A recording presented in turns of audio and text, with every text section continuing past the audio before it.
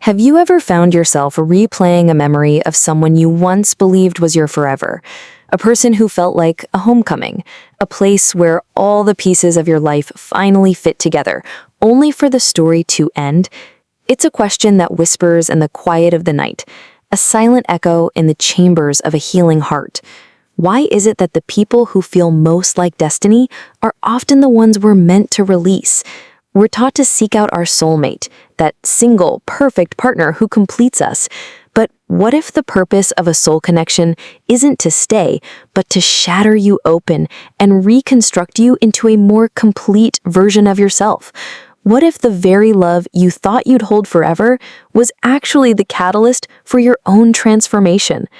It's a paradox that cuts deep, the ache of a love that was profound but finite, the lingering feeling of, we were perfect together, so why did we have to fall apart? What if the separation wasn't a failure, but the final, necessary lesson?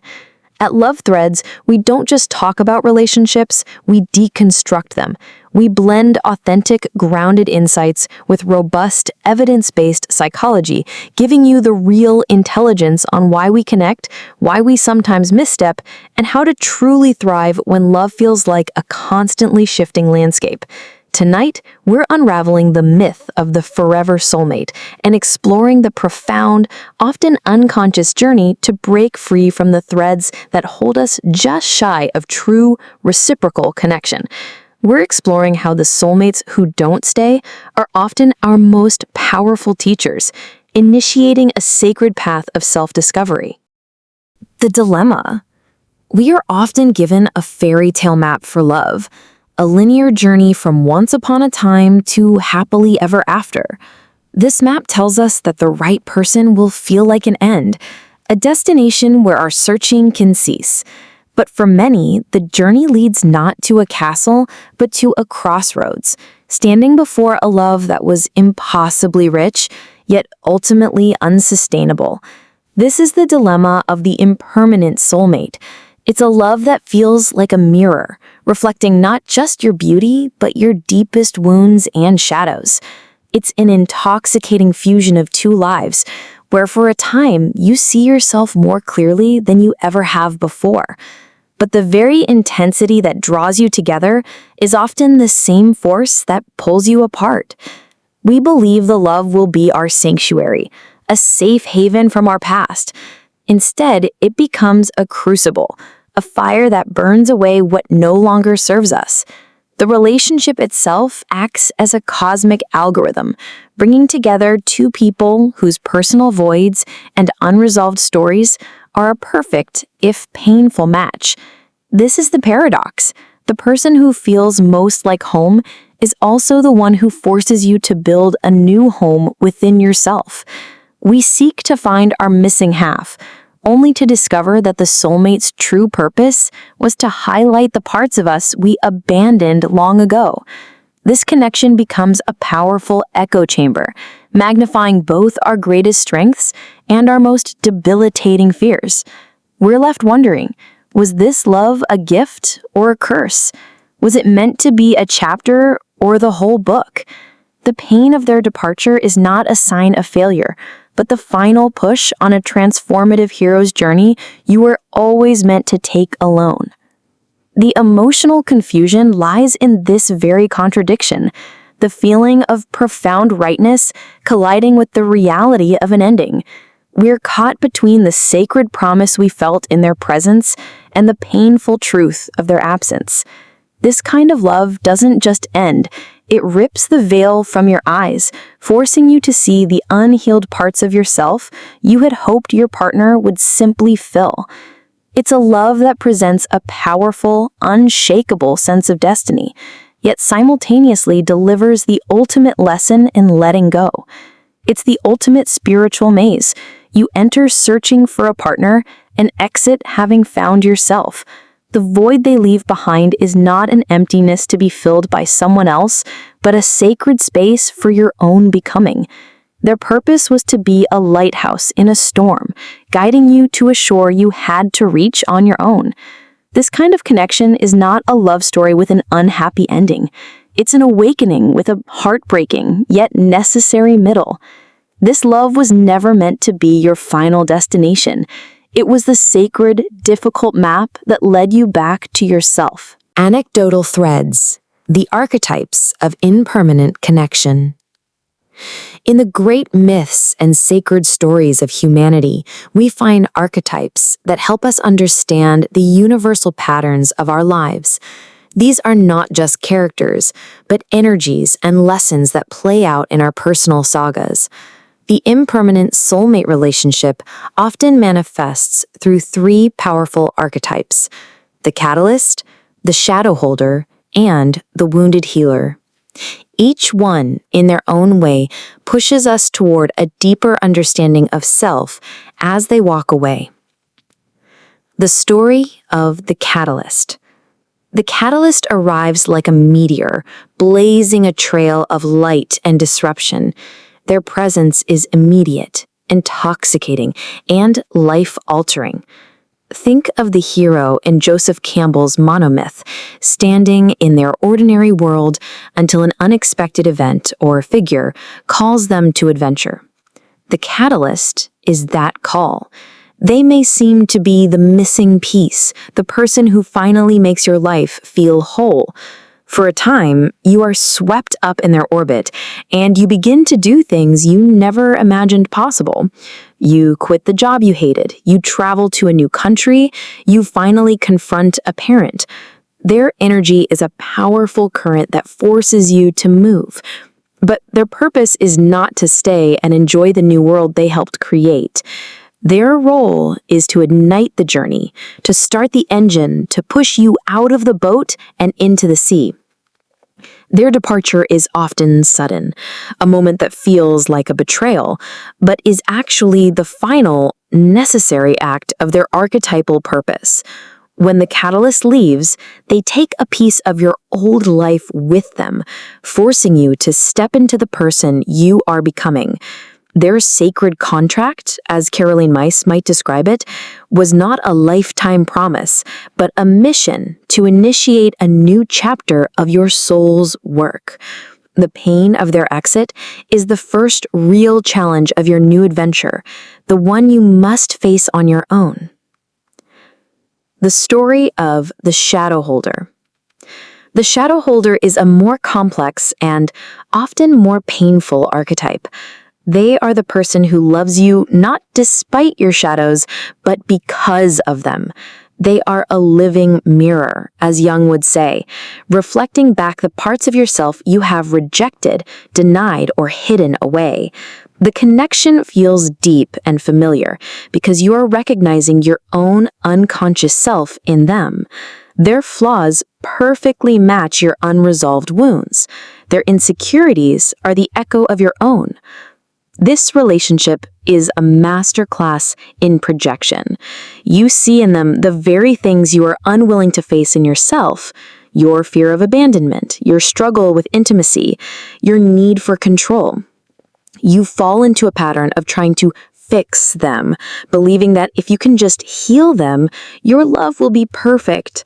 The shadow holder, however, does not need fixing. Their role is to hold up a mirror until you are brave enough to look at your own reflection.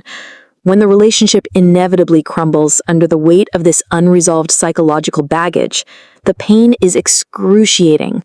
But in the silence that follows, you are left with the undeniable truth. The battle was never with them. The battle was with your own shadow. They were the key to unlocking the dungeon where your truest self was being held captive, and their departure is the final act of handing you the key to your own liberation. The story of the wounded healer. The wounded healer archetype in a relationship context is a paradox of empathy and pain. You are drawn to them because you both have deep, similar wounds. This person seems to understand your pain in a way no one else ever has. There is a powerful, unspoken recognition of shared trauma, and you believe that together you can finally heal. This is a relationship of deep, compassionate caring, where you both take on the role of savior for the other.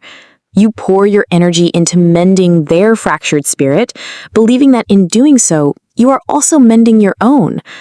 The tragedy of this archetype is that you cannot truly heal another person's wounds, and they cannot heal yours. What starts as a beautiful act of mutual support slowly becomes a codependent fusion. You become so enmeshed in each other's pain that you lose sight of your own identity. The relationship is not a place for individual growth, but a shared hospital room where you both stay sick together. The separation from a wounded healer is devastating because it feels like you're not just losing a partner, but a part of your own support system. However, their leaving forces you to finally become the healer of your own wounds. The lesson is that you are not broken, and you do not need to seek a partner who is also broken to feel seen. The sacred contract of the wounded healer was to show you that your deepest wounds are not a flaw, but a source to heal yourself. The story of the mirror image. The mirror image archetype represents a connection so profound it feels like a cosmic reunion.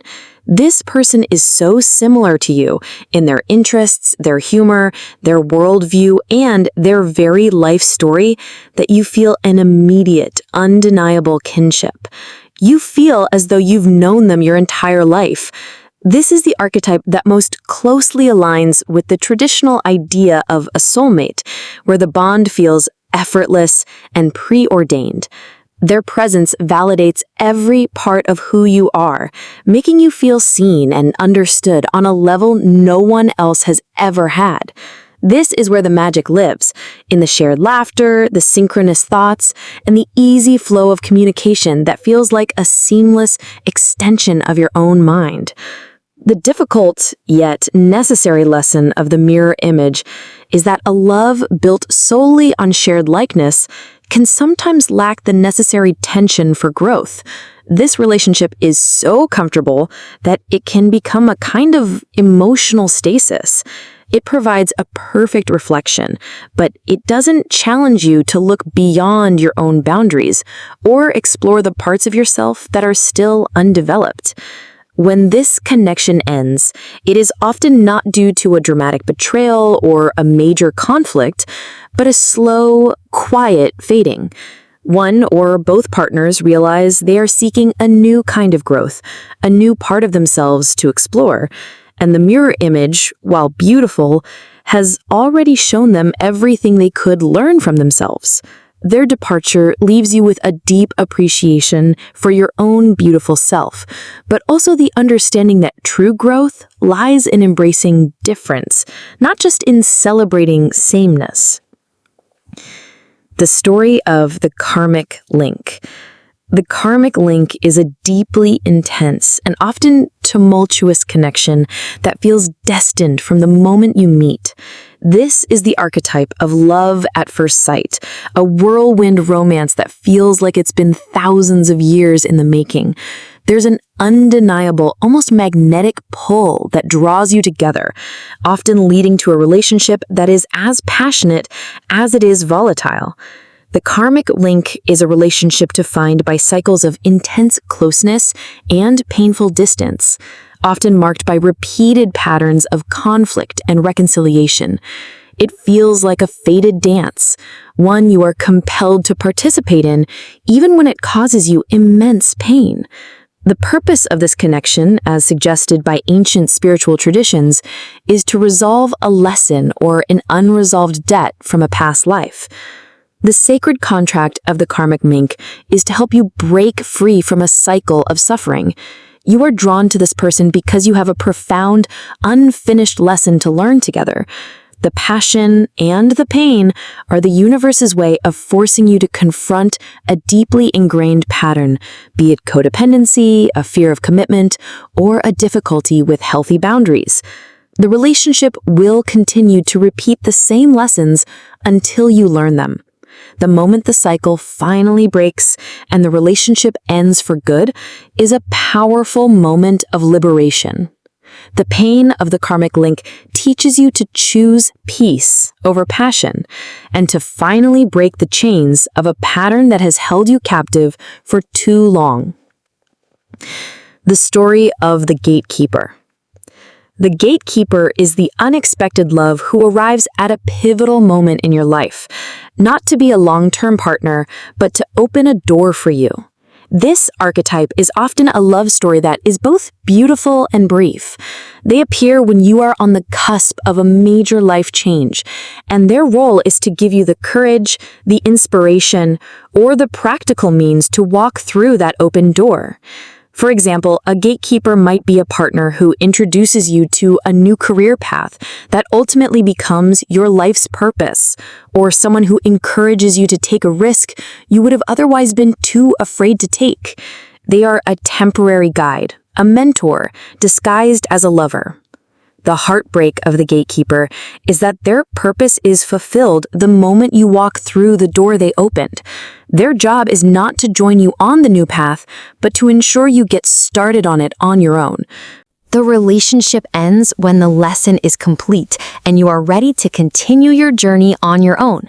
Their departure is not a sign that the love wasn't real, but a confirmation that it was exactly what it was meant to be, a beautiful and powerful guide. The pain of their leaving is a test of your newfound strength and the final push you need to trust the new path you are on. The sacred contract of the gatekeeper was to empower you, and their departure is the ultimate act of faith in your ability to thrive without them. The story of the shadow holder is a more complex and often more painful archetype. They are the person who loves you, not despite your shadows, but because of them. They are a living mirror, as Jung would say, reflecting back the parts of yourself you have rejected, denied, or hidden away. The connection feels deep and familiar because you are recognizing your own unconscious self in them. Their flaws perfectly match your unresolved wounds. Their insecurities are the echo of your own. This relationship is a masterclass in projection. You see in them the very things you are unwilling to face in yourself. Your fear of abandonment, your struggle with intimacy, your need for control. You fall into a pattern of trying to fix them, believing that if you can just heal them, your love will be perfect. The shadow holder, however, does not need fixing. Their role is to hold up a mirror until you are brave enough to look at your own reflection. When the relationship inevitably crumbles under the weight of this unresolved psychological baggage, the pain is excruciating. But in the silence that follows, you are left with the undeniable truth. The battle was never with them. The battle was with your own shadow. They were the key to unlocking the dungeon where your truest self was being held captive, and their departure is the final act of handing you the key to your own liberation. Psychological depth and education. The profound and painful experience of a soulmate connection that doesn't last isn't a random cosmic cruelty. It's a precisely calibrated lesson rooted in our deepest psychological patterns and the invisible threads of our family systems. To truly understand this, we must move beyond the mystical and into the science of how we connect. Attachment theory, the unhealed wound. Our earliest relationships create a foundational blueprint for all future connections. The impermanent soulmate often arrives to directly challenge this blueprint. The initial, intense soulmate feeling is a powerful draw for those with insecure attachment styles. For someone with an anxious attachment style, the soulmate is often an avoidant partner. The anxious person's nervous system, wired for hypervigilance due to inconsistent childhood caregiving, is calmed by the initial intensity of the connection, but this quickly devolves into a push and pull dynamic. The anxious partner, seeking constant reassurance, triggers the avoidance fear of engulfment, causing them to withdraw. This cycle creates a roller coaster of emotional highs and lows that can be mistaken for passionate love, but is in fact an addiction to the familiar pain of emotional pursuit. The impermanent soulmate in this context is the living proof of your emotional blueprint, forcing you to confront the belief that love is synonymous with chasing and unpredictability. Conversely, for someone with an avoidant attachment style, the soulmate connection can be equally transformative. The intense emotional intimacy may feel suffocating, triggering their deep-seated fear of being trapped. They may find themselves pushing the other person away, sabotaging a relationship that seems too good to be true. The sacred contract here is to force the avoidant to confront their fear of vulnerability and to learn that true love isn't about complete independence, but about healthy interdependence. The departure of an impermanent soulmate is the avoidant's first taste of the profound grief that comes with genuine connection, a necessary step toward learning to tolerate intimacy and the fear it brings. The work of transformation. The courage to be vulnerable. The journey through and beyond an impermanent soulmate connection is a masterclass in vulnerability and shame. We often enter these relationships with a deep sense of unworthiness, believing we are too much or not enough. The soulmate, through their intense attention and adoration, temporarily soothes this deep-seated shame. We feel worthy because they see us as such, but this is a fragile, conditional worth. The end of the relationship, however, can trigger a profound sense of shame, the painful feeling that we are unlovable, that we were not enough to make them stay. This moment is the turning point. It's an invitation to confront our own internal critic and to challenge the belief that our worth is tied to another person's presence. The impermanent soulmate's greatest teaching is about radical self-acceptance. It's about learning to embrace our imperfections, our vulnerability, and our past wounds, not because a partner validates them, but because they are part of our human story. By doing this work, we move from seeking external validation to cultivating an unshakable sense of internal worth.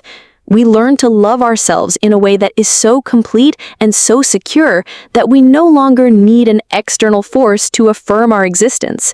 This is the true path to a love that lasts, because it is built not on a fragile external connection, but on a solid foundation of self-love.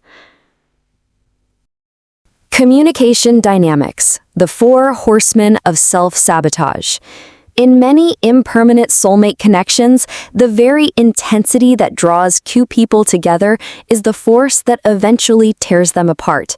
This often manifests in what is known as the 4 horsemen of relationship destruction: criticism, contempt, defensiveness, and stonewalling. This is the dynamic of 2 wounded souls engaging in a dance of communication breakdown. A partner might use criticism, a powerful bid for connection masked as an attack on the other's character, echoing a pattern they learned in childhood. When this is met with defensiveness, the cycle escalates. The impermanent soulmate relationship often exists in a state of high emotional arousal, where these 4 behaviors run rampant. They create a climate of toxicity that is unsustainable. The relationship, in this sense, is a lesson in what not to do. It forces you to recognize these patterns not just in your partner, but in yourself, and to learn the art of making bids for connection in a healthier way. The end of the relationship is a difficult but necessary moment of silence, giving you the space to learn to communicate your needs clearly and empathetically, without the emotional armor you use to protect your wounds. The neuroscience of desire, beyond the dopamine hit. The science of attraction tells us that the early stages of love are governed by a powerful cocktail of brain chemicals. The impermanent soulmate connection, with its intense highs and lows, often traps us in this initial phase. Dopamine creates a feeling of euphoria and reward, making us crave more of the person. This is the biological basis of infatuation and obsession. But love, in its mature, lasting form, requires a different neurochemical profile. It involves oxytocin and vasopressin, the hormones of bonding and attachment. These create a feeling of calm, security, and deep connection. The impermanent soulmate often provides the dopamine hit, but fails to cultivate the conditions for the oxytocin bond to form. The intense pursuit and the eventual heartbreak is a powerful lesson in distinguishing between the fleeting high of infatuation and the profound calm of secure attachment. The relationship, in its beautiful and painful brevity, teaches us to seek a love that is not just a thrilling ride, but a soft, safe landing. It forces us to rewire our brains to value a deep, quiet sense of belonging over the chaotic addiction to passion. The psychology of self, the art of mature love. The philosophical perspective on love challenges us to see love as not a passive feeling, but as an active practice. The impermanent soulmate teaches us the distinction between immature love and mature love. Immature love is defined by a desire to be loved, to receive validation, and to be filled up by another person. We seek a partner who will complete us, as if we are a half waiting for a whole. The impermanent soulmate, with their promise of completion, often embodies this illusion perfectly. Mature love, however, is an act of giving, of standing on your own 2 feet and offering your whole, complete self to another whole person. It is a creative, active process of co-creation. When an impermanent soulmate leaves, they take with them the illusion of immature love. This forces you to learn how to love actively, to cultivate your own interests, to care for yourself, to build a life that is so rich and fulfilling that a partner becomes an enhancement, not a necessity. The end of the relationship becomes the beginning of your own personal art of loving yourself, preparing you for a true, mature love that is built on a foundation of 2 independent, whole people. Emotional regulation and the nervous system. The impermanent soulmate relationship often exists in a state of constant dysregulation. Our nervous systems, which are wired for connection and safety, are constantly on high alert. The emotional roller coaster of the relationship, the intense highs followed by moments of distant withdrawal, sends our nervous system into a state of fight or flight. We become hypervigilant, constantly scanning for signs of abandonment or rejection. The process of healing from this kind of relationship is a profound journey of nervous system regulation. It's about teaching your body and mind to feel safe and calm on your own.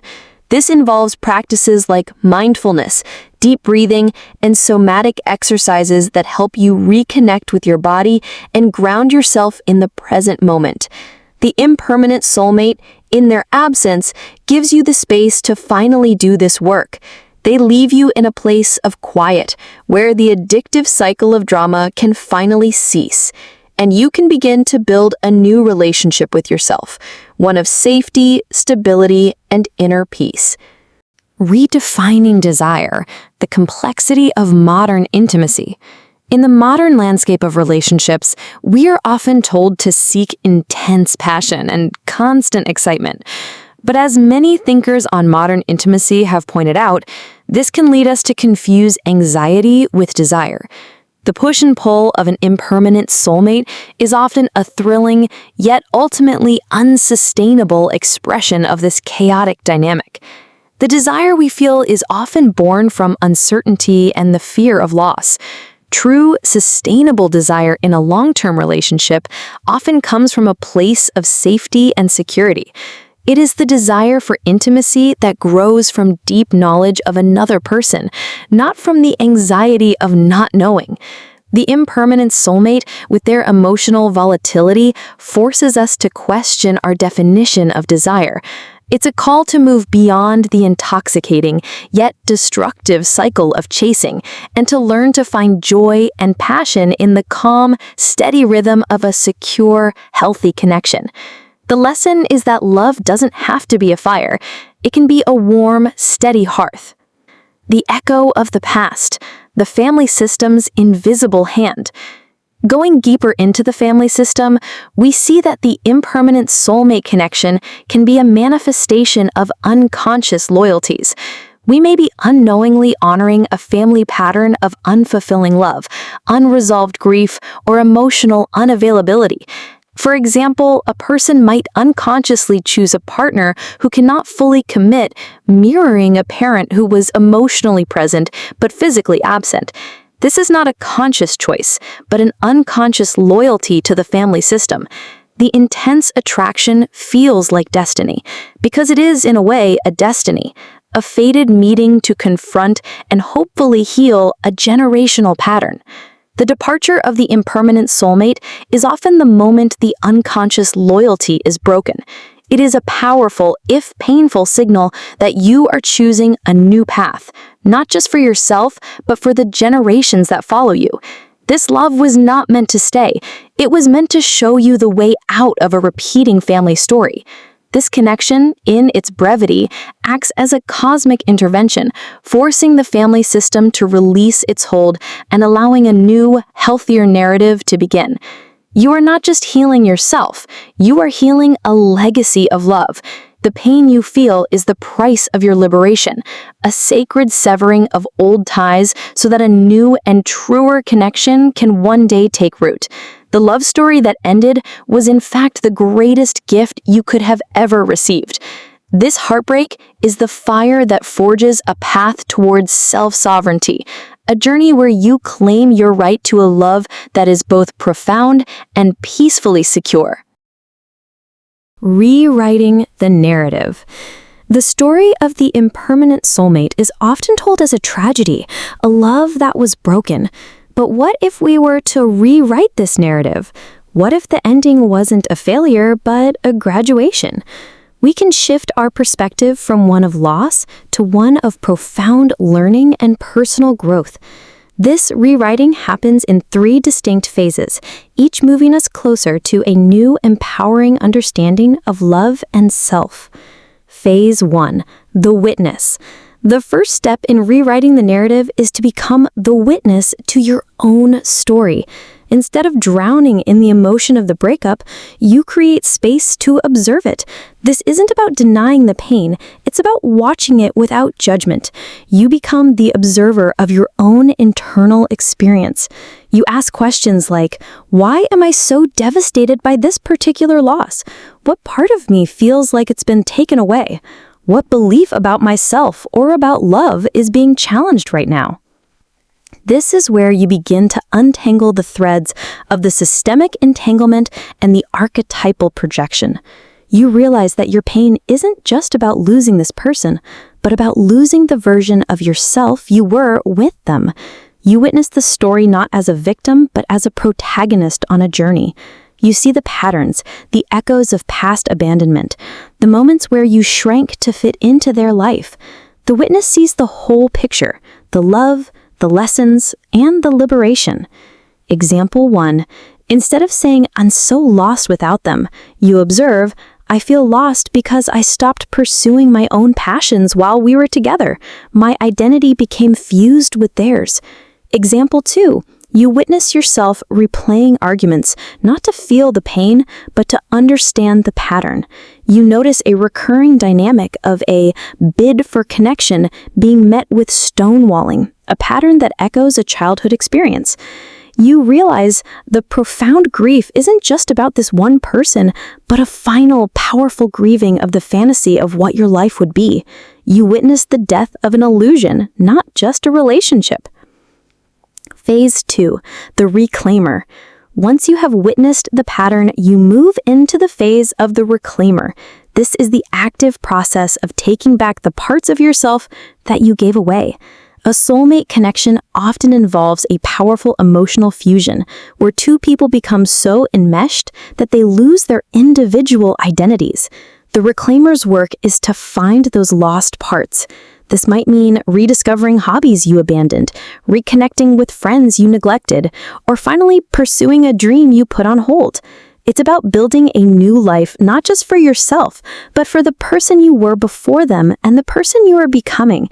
This phase is about reclaiming your worth, your autonomy, and your sense of self-sufficiency. You recognize that your love is not something you receive from an external source, but something you cultivate within yourself. You reclaim the projected anima or animus, integrating that powerful inner figure into your own psyche and become the source of your own completeness. Example 1, you pick up painting again, a hobby you abandoned because your ex-partner didn't share the same interest. With every brushstroke, you are reclaiming a piece of your creative identity. Example 2, instead of constantly checking their social media, you use that time to call a friend you haven't spoken to in months, actively choosing to rebuild your support system. Example 3, you start a journaling practice, not to vent about the past, but to actively define your own values and goals independent of a partner's influence. Phase 3, the weaver. The final phase is becoming the weaver of a new story. This is about integrating the lessons of the impermanent soulmate into the fabric of your life. The pain of the past is no longer a scar, but a thread of wisdom. You can now see the purpose in the pain. You understand that the love wasn't a failure, but a catalyst for your awakening. The weaver's new story is not about finding the one to complete you, but about finding a partner who can stand alongside a whole and complete you. It's a narrative of conscious connection, where you choose a partner not to solve your past problems, but to build a shared future. You understand that true love is not about two halves making a whole, but two whole people choosing to walk together. The impermanent soulmate taught you how to love yourself first, and the weaver's purpose is to share that self-love in a way that is authentic, sustainable, and truly reciprocal. Example 1, you find a new love, but this time you communicate your boundaries openly and clearly, a direct result of the painful lessons learned from the shadow holder partner. Example 2, you no longer need to be rescued by a wounded healer type. You now recognize and appreciate a healthy partner who is emotionally stable, having become the healer of your own past. Example 3, you're not looking for a mirror image to validate you, but a partner who challenges you, helps you grow, and celebrates your individuality, recognizing that a more diverse connection is a richer one. The turning point is when you realize that the most important relationship you'll ever have is the one you have with yourself. The impermanent soulmate's greatest gift wasn't the love they gave you, but the love they forced you to find within yourself when they left. Healing begins when you stop outsourcing your worth to the echoes of your childhood and the validation of a partner. It begins when you decide to become your own sanctuary. This moment is the hero's descent into the underworld, a necessary journey into the depths of your own being. It's the quiet, sacred choice to hold your own hand instead of desperately reaching for theirs. This is where you begin the work of radical self-acceptance, embracing the messy, unhealed parts of yourself without judgment. You stop asking, "Why didn't I get to keep them?" and start asking, "What did this love teach me about my own power?" This is the moment you reclaim your identity from the emotional fusion and stand alone, not as a victim of a story, but as the author of your own. The pain, once a heavy anchor, becomes the wind in your sails, pushing you toward a new, more authentic life. The most powerful act is to embrace the emptiness they left behind, not as a void to be filled, but as a fertile ground for new growth. It is here, in this quiet solitude, that you finally begin to build a relationship that can never be taken away. An unconditional love for the person you were, the person you are, and the person you are becoming. The love you sought from them was always within you. You just needed their leaving to discover it. This heartbreak is the fire that forges a path towards self-sovereignty, a journey where you claim your right to a love that is both profound and peacefully secure. Conclusion and reflection. The story of the soulmate who doesn't stay is a universal one, a modern myth that whispers of love, loss, and profound growth. It reminds us that some connections are designed not for permanence, but for powerful, transformative impact. The greatest lesson is not about finding the perfect partner, but about becoming the person who can attract and sustain a truly healthy love. So ask yourself, where did you first learn that the most intense love had to be the most painful? What would it feel like to choose a love that is calm, steady, and secure? And what if the most radical, heroic act you could ever undertake is to love yourself so deeply that you no longer need another person to show you who you are? This heartbreak is the ultimate invitation to return to yourself. It's an awakening from the dream of external completion to the reality of your own wholeness. In the quiet space left behind, you have the opportunity to listen to your own needs, honor your own boundaries, and become the person you were always meant to be. The love story may have ended, but your journey of self-discovery has just begun. Embrace this sacred solitude not as a punishment, but as a period of profound growth and preparation. You are now ready to build a love that is not just a lesson, but a home. Call to action.